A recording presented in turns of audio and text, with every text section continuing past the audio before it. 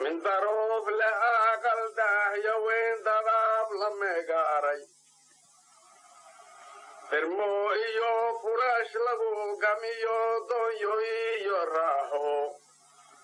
أنيقو وحندون يبادري جوين هايستي Hawraarsan podcast. ضيعانهن ملاب ذو القرايا بنقراردين نقول دعديو ديفتنا لصارتي دبغا حقوبا ديوردو وحينا ذو القودي Hawraarsan podcast. go-aankaasi go-aan runtii taariikhiyahoo baal dahaba ka galay buu deegaanka yahay oo weliba waxqabadka madaxweyne mustafa maxamed cumar iyo kabinetkiisu ay runtii ay ka galeen buu ahaa oo ay qaateenna in lagu laro oo mar la yidhahdo koshitig baa tihiin shalay toole la yidhaahdo ismaaciil jabarti baa tihiin oo tigraagu ay sidaas 7 sano dadka ay ku casuuqayeen kan ayaa damaanad qaadaya in iyaguna koshitigani iyaguna 20 sano kale ay dadkan Soomaaliyeed ay ku xasuuqi doonaan waxa ka horeeyay in la yiraahdo dir baa tihiin oo dirta af Soomaali ku hadashay dirta Oromada ku hadasha marka dhinaca jiraan oo dir iyo daarood iyo waxan waa la sheegaa laakiin Soomaalidu waa Soomaali inay Soomaalidu ay Soomaali noqoto Oromo amxaar anfar marka uma baahna markastaba in dadka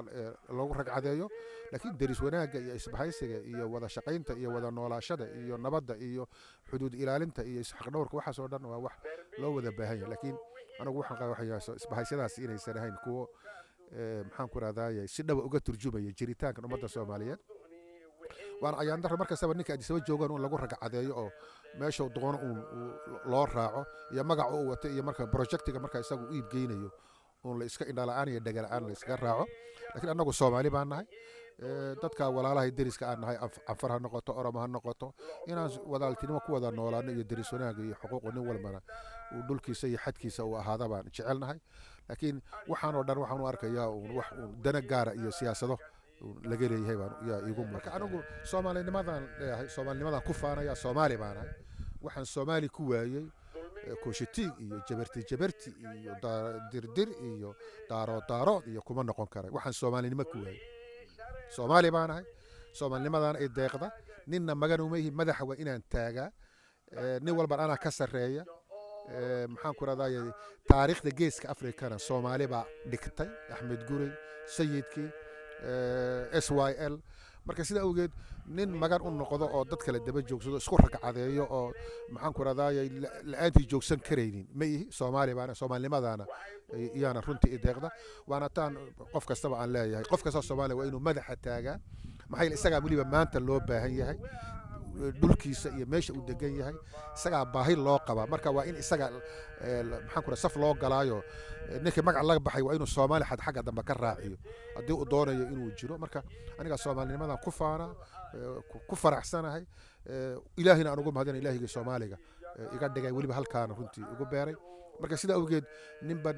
maganu ma yihi waxaan imika oo dhanba waa wixii anagu aan abuuray ilaahi ka soo ka aan wax ka dhignay markuu qarankii Soomaaliyeed uu jiray calanka uu taagnaayay Soomaali ahaa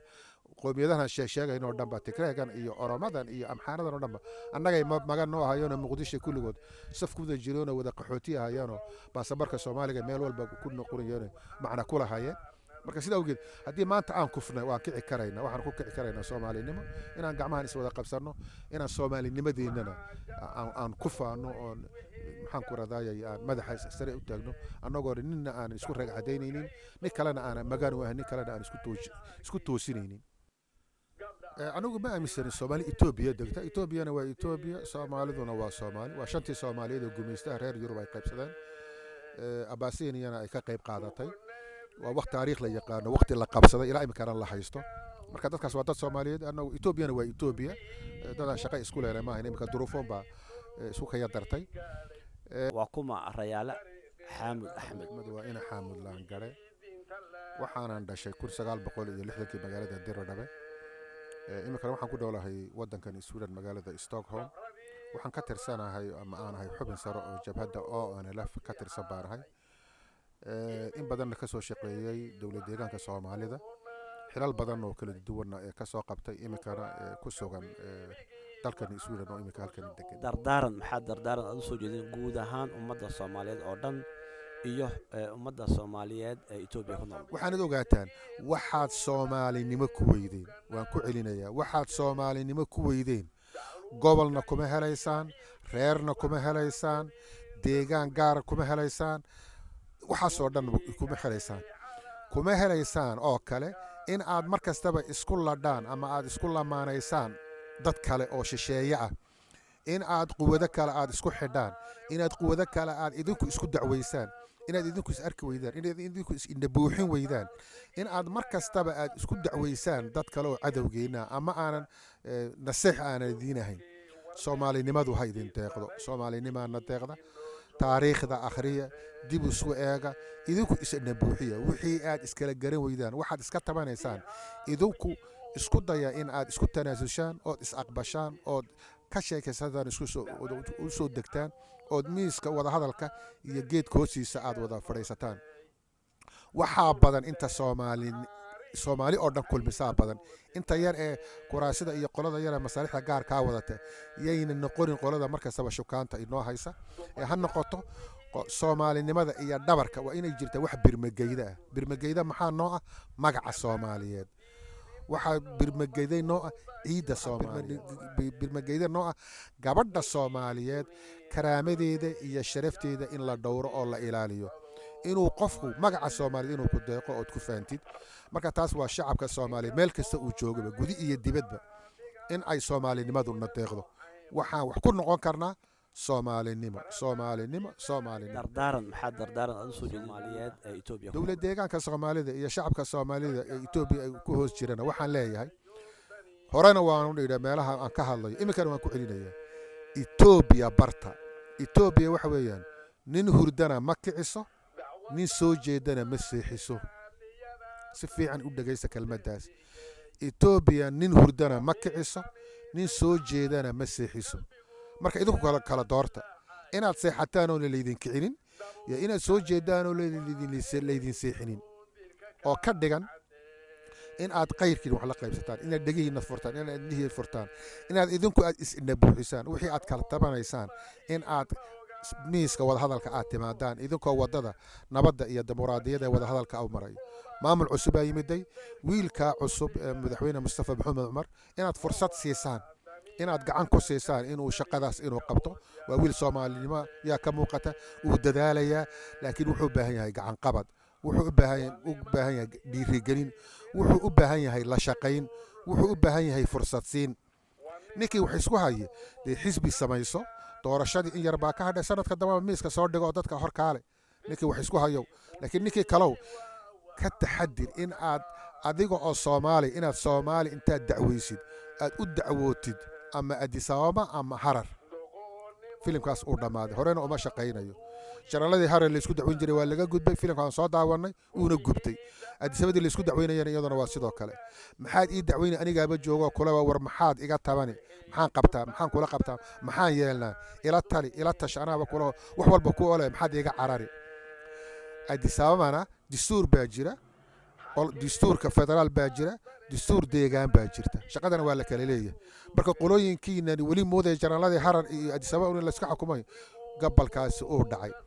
marka Addis Ababa la isku dacweynay dowladda federaalka sida noo qab haday shimbir yar dhoosta baa la leeyahay, shimbirta dhoosta ay Addis Ababa kugu soo dacweynayna, waxaas waa loo kala tagay. marka maamulkan cusub ee Urdunka ah fursad ha la siiyo, wixii aad ka soo baxdeen waad garanaysaa, jahanabadii iyo jaxiimadii aad ku jirteen iyo wixii hadalka xataa lama hadli jirin. maanta qurbihii oo dhan baa laga tegay, wadankii baa la isku wada tegay, nin walba saacadu doonuu socon karaya. marka sidaa leh haddana ma wax walba waa wada sax, wixii khaldan han wada saxan. waxaa la yidhahdaa timaha qaarna dibadda lagu xiiraa, qaarna meel yaroo gaara lala gala iyo gudaha lala gala. marka wixii dhexdeenna ah aan ka dhigano timihiireeda gudaha lala gelayay. marka Soomaalinimadu hana deeqdo, fursadna han siino dowladda deegaanka ee cusub iyo wiilka cusub ee dadaalaya. wixii qaladana han ka toosino, wixii ku qumayana gacanaha ku siino. ninkii doonaya inuu jaga qabto ee tartamow ama xisbi samayso ama de waqtiga sugo, laakiin yayna noqonin in aad kolba markastaba dacwad iyo group iyo magacyo kale iyo ragcadayn iyo marna dir iyo marna koshitiig iyo marna maxay ahayd jabarti iyo waxaan gari anagu jabartina ma naqaano, dirna ma naqaano daaroodna ma naqaano soomaali baan nahay soomaalinimadaana na deeqays waxaan soomaali ku waayo kuma helayo walaa dir walaa daarood walaa jabirti walaa kushiti walaa oromo laysku xoqo walaa amxar laysku xoqo walaa tigray laysku dadacweeyo taana qoladaasaan odhanaya waxaan kaga baxay ku celcelinaya waxweeyaan soomaalinimadu hana deeqdo soomaali baa nahay madaxa sare u taaga soomaalinimadiinana ku kalsoonaada ilaahayna ugu mahadiya halka uu idin dejiyey iyo inuu soomaali idinka dhigay marka maantana weliba khayraadkii adduunka ugu qiimaha badnaaba waddankiina laga helo cid walbaa saf idiin soo gelaysa idinku saf ha u gelina shisheeye iyo cadow kale soomaalinimaduna ha waarto ha jirto wasalaamu calaykum waraxmatullahi wabarakaatu aad baad u mahadsan tahay kaasi wuxuu ahaa mudane siyaasigii weynaa ee soomaaliyeed mudane rayaale xaamud axmed oo nagu soo booqday runtii magaalada erebrow waxaan xagaa ku waraystay xarbi caamir oo ka socda hawraarsan podcast waad salaamantihiin dhammaantiin daawadayaal idinoo kulantay asalaamu calaykum waraxmatullahi wabarakaatu